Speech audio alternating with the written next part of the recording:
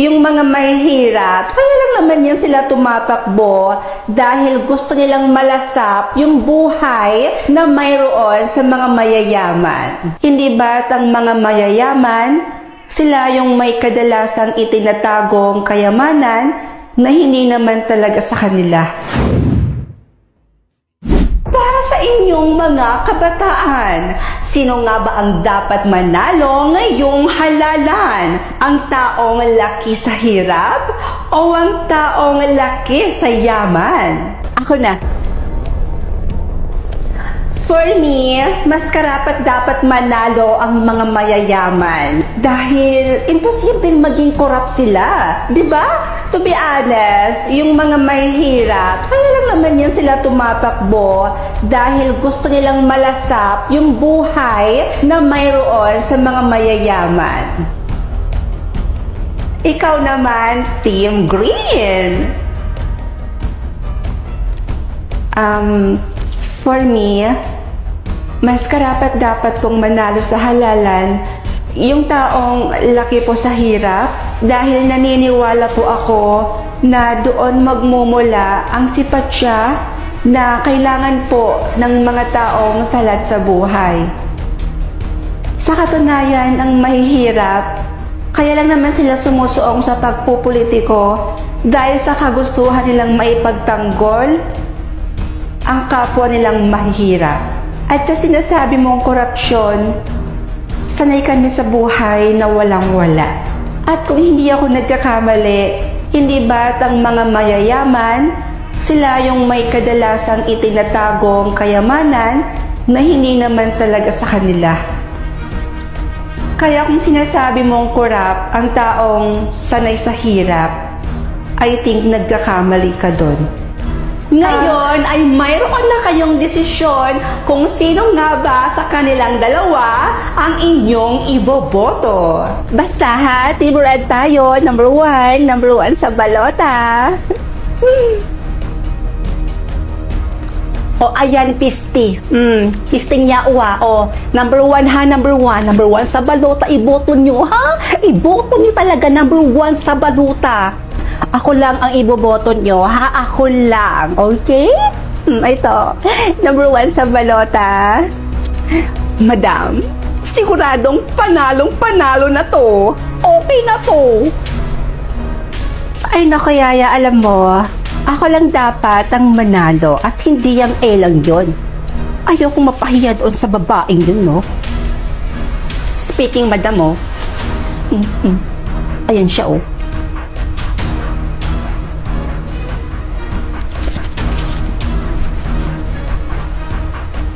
Number 2 po. Number 2 po sa balota. Salamat.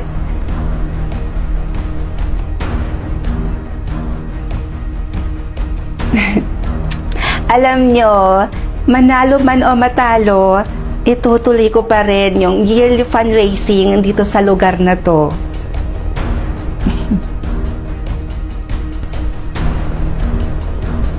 Uy, halang, may nalulunod, madam! Madam, may nalulunod!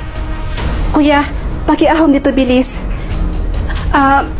Please, lumayo-layo muna po tayo. Parang awan nyo na. Para magawa ko po yung CPR. Yaya, tumawag ka ngayon ng ambulansya. Bilisan mo. Biga-biga talaga tong babaeng to eh.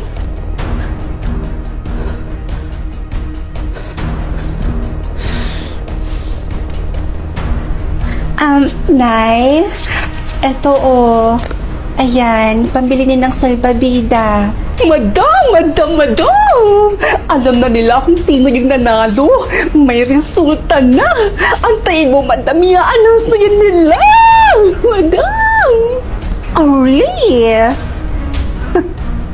Ngayon, magkakaalaman na. Magandang araw ho sa ating lahat. Gusto ko lang ho malaman ninyo na mayroon na hong resulta ang botohan ngayong araw. At ang nanalo sa inyong dalawa, ang numerong... halika, tuloy ka.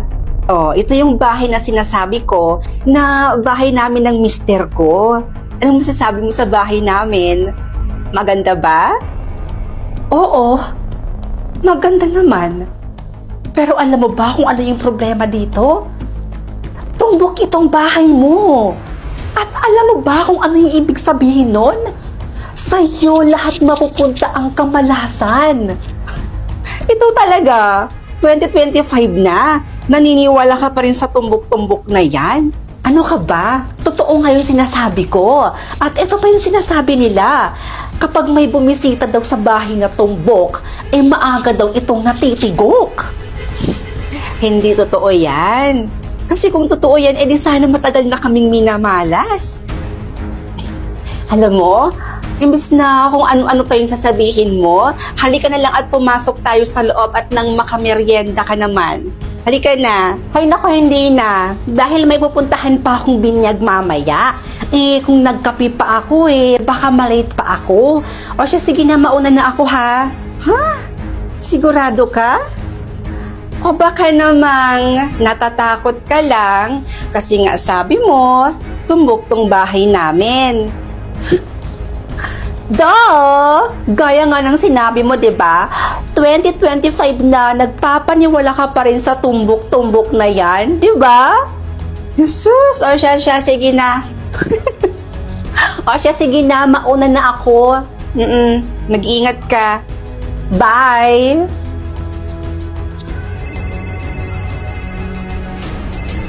Ha? Sino to? Hello? Oho, bakit ho?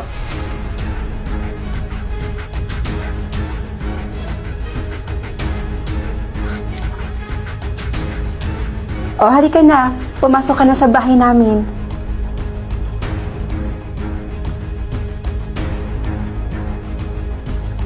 Pasensya ka na ha. Hindi pa ako nakapaglinis dito. Alam mo namang masyado ako naging busy ngayong week. Okay lang, ano ka ba? Alam mo, buti na lang at hindi ka natatakot dito sa bahay mo. Natumbok tong bahay namin. Dami na rin nagsasabi niyan.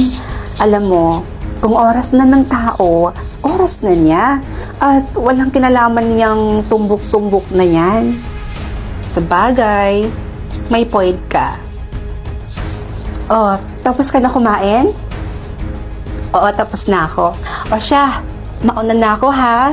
Kasi alam mo naman, bawal akong gabihin. O siya, mag-iingat ka. Baka mamaya maaksidente ka pa. Madamay pa tong bahay namin. O siya, sige na. Mauna na ako. O siya, sige. Bye!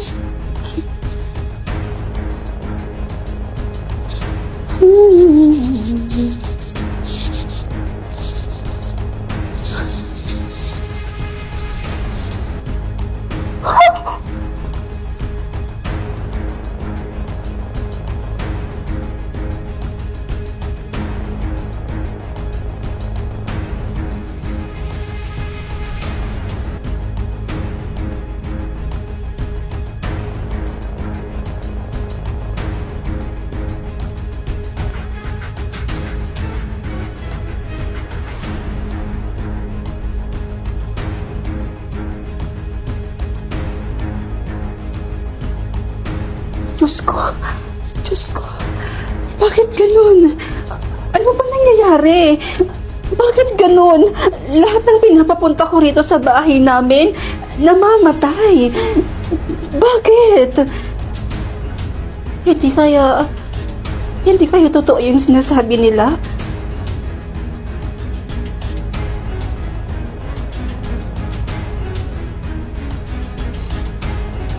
Maniniwala na ba tayo sa tumbok na yan? Ha? Ay kung ganon, sino? Sino?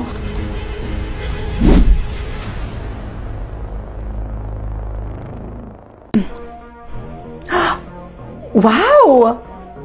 Bago to Choose one. Ito yung gusto ko. Ano to? Choose one? 1 million or new phone? Ha? Dito ako sa 1 million. Mabibili ko rin naman itong new phone na to kapag nakuha ko na yung 1 million. Kaya 1 million tayo.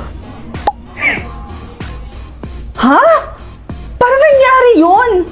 Ano ba naman yan? Hanggang dito ba naman may daya? 1 million naman yung pinindot ko. Ba't naging new phone? Kakainis. Ay nako, nakakainis. Anong gagawin ko dito? May cellphone pa naman ako. Ay naku, sayang yung 1 million. Ay, pera na yun Naging bato pa. Nakakainis Hi, Be. Bagong phone mo yan? Oo. Bakit? Sana all may new phone. Sige nga, try mo nga sa akin, te. Picturean mo ako dito, oh. Sige. Sige. Okay lang naman. Sige, smile ka ha. Smile. 1, 2, 3. Ayan, ang ganda. Maganda ba, te? I-send mo lang sa akin, ha? Oh, te. Bakit ganyan ka makatingin sa akin? Be? Nagyoyosi ka? Hala, te. Huwag ka masyadong maingay. Baka marinig ako ni Mama, mapapagalitan ako. Pero paano niyo po nalaman, te? Wala naman po akong pinagsabihan doon. Be, huwag mo nang intindihin yung sinabi ko, ha? Sige na, alis na ako. Hala. Ibang klase pala yung cellphone na to. Kasi kapag may sikreto ang isang tao, tapos pinicturan ko, malalaman ko yung sikreto nila. Ang galing! Okay, say present kapag nandito ha. Adamus. Present, sir. Tera. Present, sir. Dea. Present po. Rods Angeles. Present po.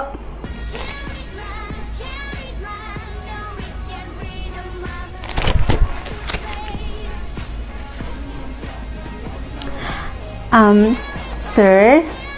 Say cheese. Rods, ayun ka na naman. Ayoko nga. Sige na, isa lang po. Siya, sige na nga. Eto ha. 1, 2, 3. Ang gwapo naman ni sir. Seryoso? Sir? Yes? Crush mo ko, no? Uy, tumigil ka nga dyan. Paano mo naman nalaman yan?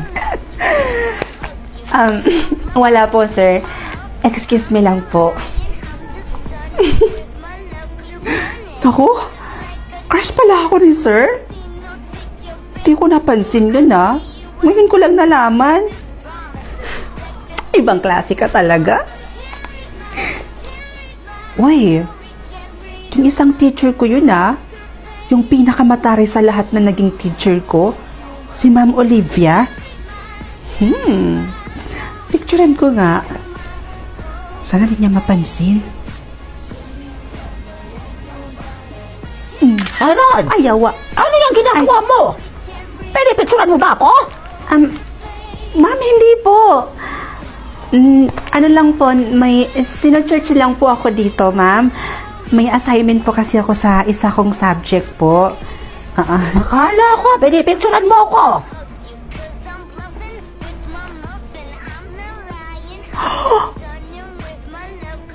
May karelasyon siyang estudyante? Nakakalokang tanda-tanda na may asim pa? Kakaloka? Ay, grabe no, ang ganda-ganda talaga ni Tricia, no? Ay, true. Sinabi mo pa, ang ganda-ganda talaga. Sana all, nabiyayaan ng ganyang kaganda. Napicturean nga. Sigurado akong may sikreto din tong tinatago, no? Imposibleng wala.